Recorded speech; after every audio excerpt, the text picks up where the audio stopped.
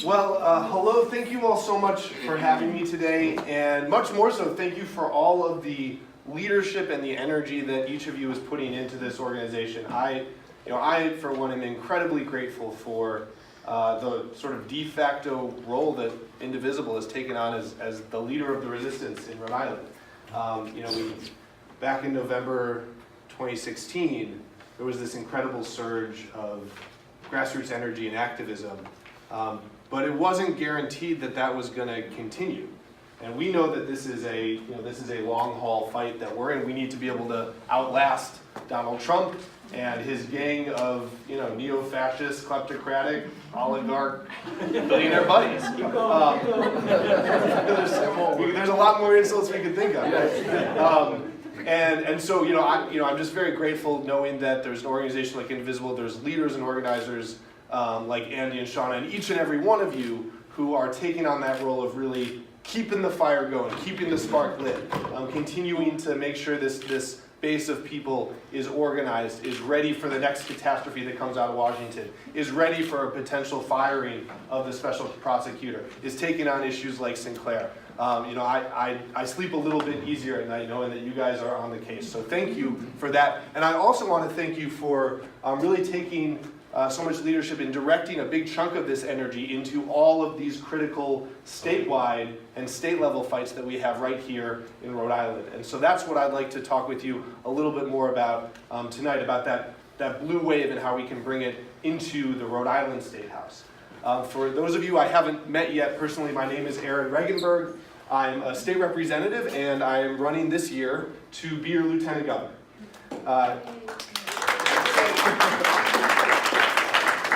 I haven't been in state government for too long now, but I've been there long enough to know that the system needs change.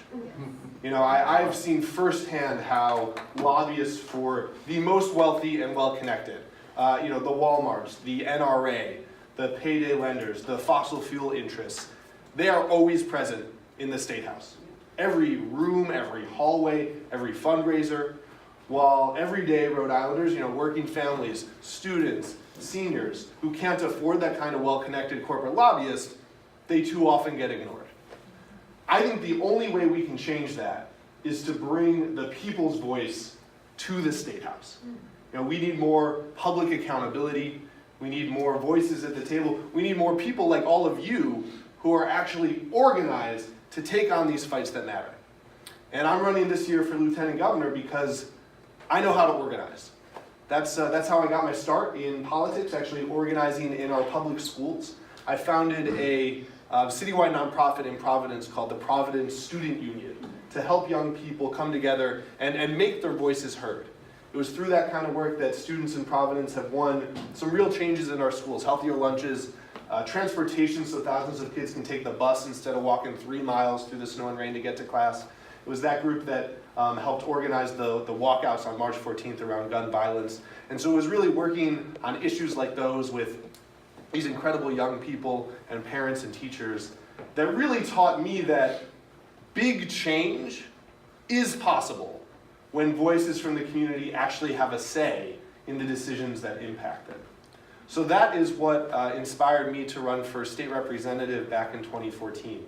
And it's that kind of people-powered change that has made possible the legislative victories that we've won since then. I've been really proud in the State House to help lead winning fights to raise wages for thousands of Rhode Islanders, including, for the first time in 20 years in our state, an increase for tipped workers, for all the single mom servers hustling tables to make ends meet. I've pushed for bold climate action and gotten some concrete policies through to expand wind and solar energy in our communities. And this year, actually, with the help of some people in this room, was very proud to pass legislation to guarantee paid sick days for over 100,000 Rhode Islanders who never before had that security. So, the kind of things so that folks don't have to keep making those really painful choices. Do you send your kid to school sick? Do you not care for an elderly parent who had a fall?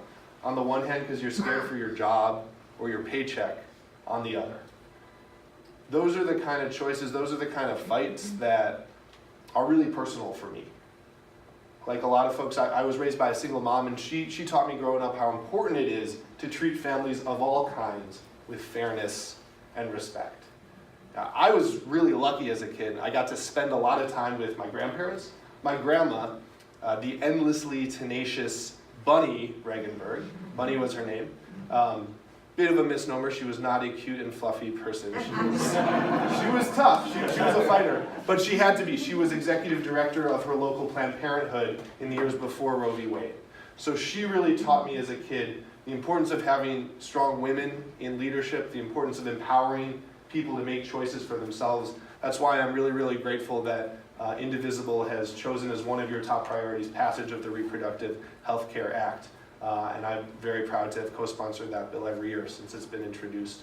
My grandpa, Ralph, was born in Rosenberg, Germany in 1930, and he became a refugee from the Holocaust.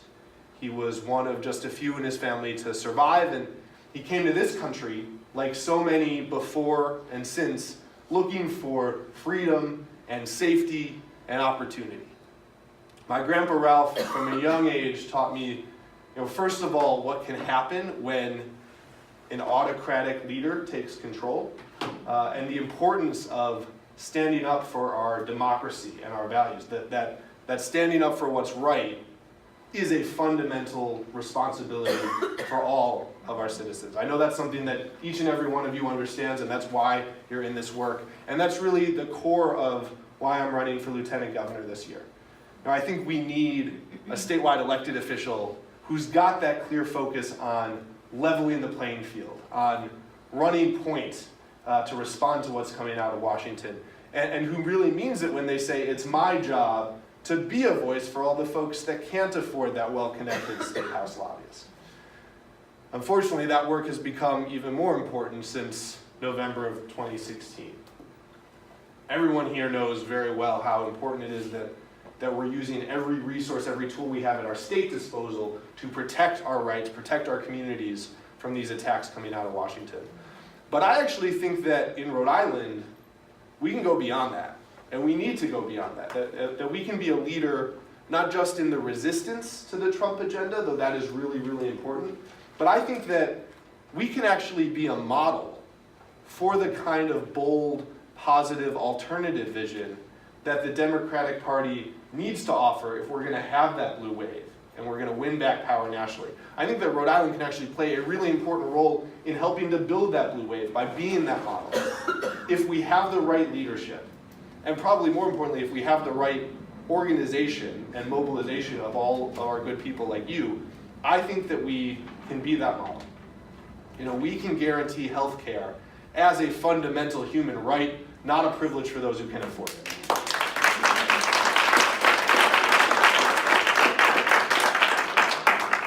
And I've been excited to introduce our single-payer Medicare for All legislation every year since I was elected. We can do those things. We can secure a living wage and pay equity for every working person in our state. Just like we built the first offshore wind farm in the country, we can launch a Green New Deal to put thousands of Rhode Islanders to work, taking clean energy to scale, showing the nation that it's possible. We can protect our immigrant neighbors who contribute so much to our culture and our neighborhoods and our economy. And we can and we will stand up to protect a woman's right to choose no matter what happens in life.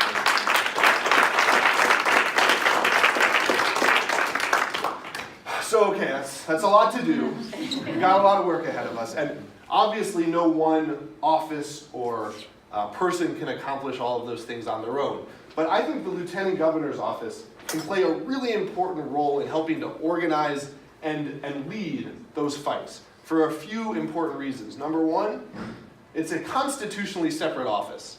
And that means that it can really be that independent public advocate. It can use the statewide bullhorn, the bully pulpit, to really be a voice for change. Number two, it's got some resources. The folks that we're up against in all of these fights, they've got infinite resources to hire these legions of corporate lobbyists and attorneys.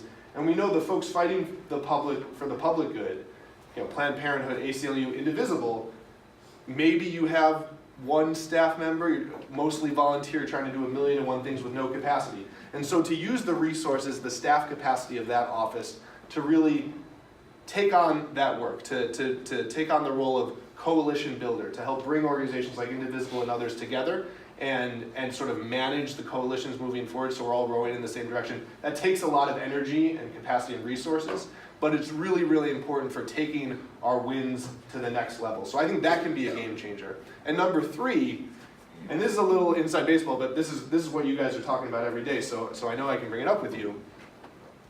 We know that Democrat does not always mean Democrat in the Rhode Island State House, right? And so, you know, we've got a very conservative balance of power right now in our General Assembly.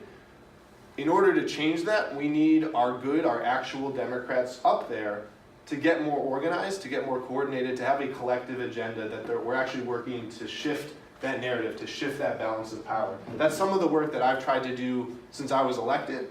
And we've made some progress, but it's tough. You know, it's scary for folks to go up against leadership. We don't have any capacity. Legislative leadership controls every staff person in that building. And so the vision is, let's turn the lieutenant governor's office into like a little rebel base camp right in the state house.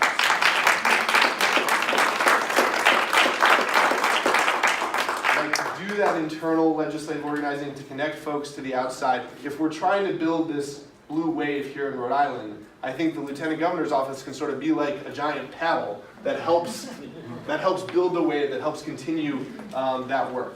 And so, you know, let's do it. Let's take that office for the people. Let's use those resources to help build the blue wave that we need. I'm again really grateful for all of the work that you're doing. I'm grateful for the support that many of you have given to our campaign, and I'm really excited to just continue working and fighting alongside each and every one of you to make sure that in Rhode Island we're building that blue wave and we're being that role model, which can have a huge impact for the whole rest of the country, I think, in helping us take back power and put the people front and center. So thanks again so much.